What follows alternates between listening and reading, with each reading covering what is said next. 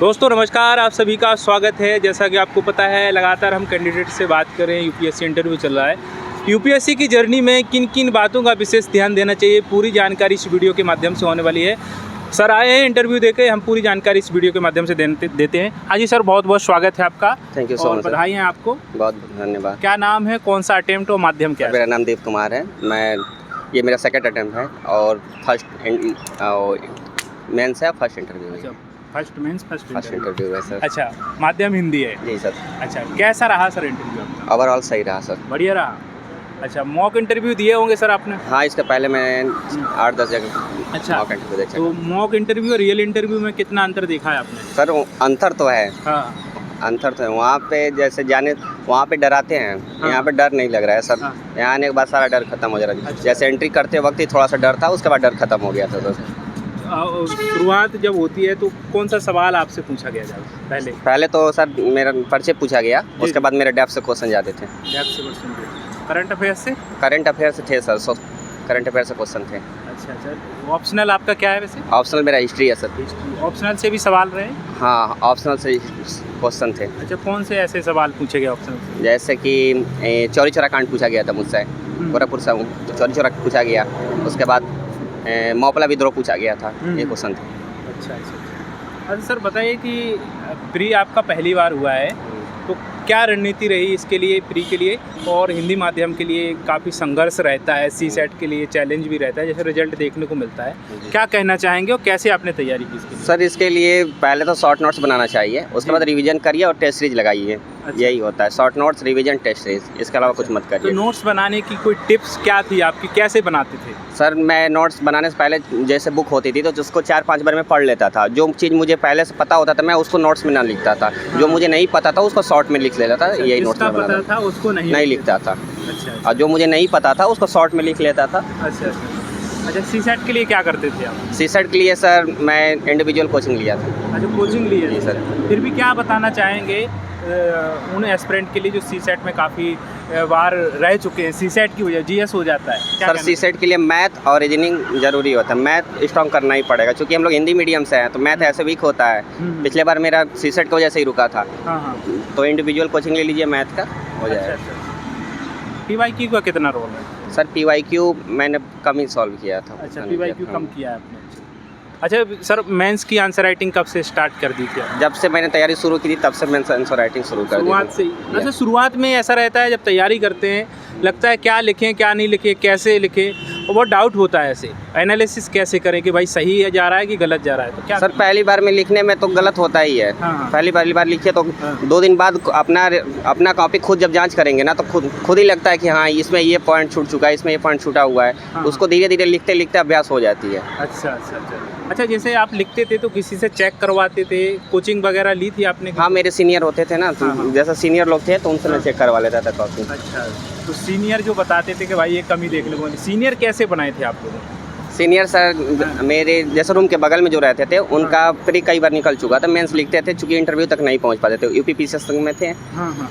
तो उनके वजह से हो जाता था मेरा मेंस। अच्छा, कोचिंग लिया, खुद से पढ़ाई किया? सर कोचिंग लिया था चूंकि उस टाइम लॉकडाउन लग गया था तो कोचिंग का कोई रोल नहीं है। कोई रोल नहीं रहा, खुद से पढ़ाया? सेल्फ स्टडी किया था। सेल्फ क्या क्या सेल्फ स्टडी में विशेष ध्यान देना चाहिए? मटेरियल की भरमार है मार्केट में, क्या पढ़ें क्या नहीं पढ़ें, कैसे सिलेक्ट किया, क्या क्या पढ़ना चाहिए खासकर हिंदी मीडियम से? सर जैसे कि ऑथेंटिक बुक उठा लीजिए, उसको ऑथेंटिक बुक उठा लीजिए, जैसे लक्ष्मीकांत हो गया, स्पेक्ट्रम हो गया, ऐसा ऑथेंटिक बुक उठाइए, खुद पढ़िए, उसका शॉर्ट नोट्स बनाइए, एनसीईआरटी कंप्लीट कर लीजिए और उसके शॉर्ट नोट्स बना लीजिए, उसी को रिवीजन करते रहिए। अच्छा, करंट जोड़ते रहिए। अच्छा, एनसीईआरटी पढ़ना चाहिए, बहुत सारे बच्चों का सवाल ये होता है। सारा नहीं पढ़ना चाहिए, कुछ एनसीईआरटी उसमें से पढ़ लेना चाहिए। जैसे कौन से सब्जेक्ट? जैसे 6 से लेकर 12 तक जियोग्राफी पढ़ लीजिए, 6 से लेकर 12 तक हिस्ट्री पढ़ लीजिए, 11-12 का पॉलिटी पढ़ लीजिए, 11-12 का इकोनॉमी पढ़ लीजिए, हाँ हाँ। साइंस का 8 to 12 तक पढ़ लीजिए। अच्छा, इसका नोट्स आपने बनाया था एनसीईआरटी? नहीं, एनसीईआरटी का मैंने नोट्स नहीं बनाया। एनसीईआरटी का नोट्स नहीं बनाया। कितने बार आपने लगभग पढ़ी होगी? वही लगभग जैसे जो ज़रूरत पड़ी, कोई एनसीईआरटी 2 बार पढ़ा है, कोई 1 बार पढ़ा है, ज़रूरत के हिसाब से पढ़ा है। अच्छा, ऑप्शनल के लिए क्या किया था? ऑप्शनल आपका हिस्ट्री है तो कोचिंग ली थी खुद से? नहीं, ऑप्शनल का मैंने कोचिंग ले रहा। कोचिंग लिया था तो क्या कहना चाहेंगे, ऑप्शनल जो हिस्ट्री लिया तो उसमें क्या क्या ध्यान दिया और क्या क्या बोलना चाहेंगे एस्पिरेंट से कि ऑप्शनल लेते समय किन किन बातों को ज़्यादातर कहाँ से ज़्यादा क्वेश्चन पूछे गए और कहाँ से मिलते हैं ज़्यादा क्वेश्चन, क्या कहते सर ऑप्शनल में जैसा कि मॉडर्न को से ज़्यादा क्वेश्चन मिलते हैं। हाँ। एंशिएंट है, एंशिएंट से भी मिलते हैं, चूँकि एंशिएंट से उतना क्वेश्चन नहीं आते, वर्ल्ड से भी बहुत कम ही क्वेश्चन आते हैं। मॉडर्न और मिडिवल पे पकड़ होनी चाहिए। हैं? अच्छा, PYQ का ये बताइए कि मॉक टेस्ट और PYQ इसमें कितना कौन बेहतर ज़्यादा हो सकता है? मॉक टेस्ट बेहतर होता है। मॉक टेस्ट बेहतर होता है। PYQ से क्या होता है? मैंने PYQ लगाया तब, चूँकि उतना नहीं लगाया, मॉक टेस्ट ज़्यादा दिया है। अच्छा, कितने मॉक टेस्ट दिए होंगे? सर चूँकि वो तो ज़्यादा ही दिया, लगभग 300 प्लस ही होगा, 300-350। जो आपने नोट्स बनाए थे, नोट्स बनाते समय किन किन बातों का ध्यान दिया था? नोट्स बनाते समय मैंने जैसे जितना शॉर्ट हो सके उतने शॉर्ट में लिखिए। जी। जो चीज़ हमें पहले से पता उसको ना लिखिए, ताकि ज़्यादा जो नोट्स हो मोटी ना हो, और उसको शॉर्ट में लिखिए। और मतलब जितना कम से कम हो सके उतना ही लिखिए, क्योंकि जब हम मेंस लिखने जाते हैं तो हमारे पास 2 घंटे का टाइम होता है, जिसमें से 1 घंटा तो ऐसे ही बर्बाद हो जाता है। तो 1 घंटे में आपको उसको रिवीजन भी करना होता है, तो उतना ही शॉर्ट लिखिए कि जितना में हो जाए, 1 घंटे में रिवीजन हो जाए, बस शॉर्ट में बनाइए, सही रहता है। करंट अफेयर्स कैसे कवर किया था आपने? सर करंट अफेयर के लिए मैंने विजन को फॉलो किया था, दृष्टि को फॉलो किया था, और यही डेली न्यूज़पेपर। अच्छा, डेली न्यूज़पेपर कौन सा पेपर पढ़ते थे आप?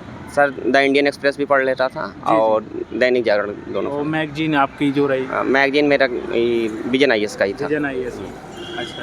अच्छा सर, क्या कहना चाहेंगे एस्पिरेंट जो 2025 का भी एग्जाम देने वाले प्री, खासकर अब क्या कर देना चाहिए? आपने क्या किया था इस समय से? इस समय से सर जितना हो सके उतना टेस्ट सीरीज लगाइए, रिवीजन करिए, टेस्ट सीरीज लगाइए। इस समय बुक पढ़ने का टाइम है नहीं, क्योंकि फरवरी लास्ट हो रहा है, मई में 25 मई को एग्जाम भी है, इस समय टाइम है नहीं। तो इस समय जितना हो सके उतना रिवीजन करते रहिए और टेस्ट सीरीज लगाइए, बस यही फ़ायदा है। एजुकेशनल बैकग्राउंड का भी महत्व रहता है, क्या था आपका? सर मेरा जो प्रारंभिक शिक्षा हुआ है गांव से ही हुआ है। उसके बाद मैंने प्राइवेट कॉलेज से BCom कर रखा है। BCom कर रखा है। तो बैकग्राउंड से, आपके एजुकेशनल बैकग्राउंड से भी सवाल रहे हैं आज? पूछा गया कुछ? सर उससे अकाउंट से क्वेश्चन थे, 1-2 क्वेश्चन थे, अकाउंट से क्वेश्चन थे। कितने ऐसे सवाल थे इंटरव्यू में जहां आपको लगा कि डाउट रहा, जवाब नहीं दे पाए? सर एक क्वेश्चन वो था, क्या बोलते हैं, कुंभ का था। कुंभ का पूछा गया? कुंभ का बजट का था, तो मैंने बजट का बताया, चूँकि उसमें से थोड़ा सा मुझे लगा कि कुछ गलत बोल गया हूँ, क्योंकि मैंने वहाँ सॉरी पहले ही मैं बोल दिया था, सर मैं अनुमान लगा सकता हूँ। तो बोले ठीक है, फिर अनुमान लगाइए, फिर मैं बोला उसको, तो कुछ ज़्यादा वो नहीं। अच्छा, तो बस 1-2 सवाल ऐसे रहे जिसमें आपने सॉरी बोला? यस, क्योंकि मुझे बजट पता था, कुंभ का बजट पता था, मैं बताया था, लेकिन बजट उसमें 2 बार पेश हुआ था ना, इसके वजह से मैं पहला बजट बताया, दूसरे बजट में थोड़ा सा फंसा। आखिरी मैसेज क्या रहेगा सभी के लिए? सर आखिरी मैसेज यही है कि कंटिन्यूटी बनाए रखें, धैर्य बनाए रखें, क्योंकि इसमें धैर्य बहुत ज़रूरी है। कंटिन्यूटी ना छोड़ें, अगर महीने में 1-2 दिन गैप हो रहा है तो कोई दिक्कत नहीं है, क्योंकि कंटिन्यूटी बनाए रखें। टेस्ट सीरीज लगाएं, टेस्ट सीरीज इसमें बहुत ज़्यादा फ़ायदा है, टेस्ट सीरीज लगाएं सर। ठीक है sir, all the best. Thank you so much sir.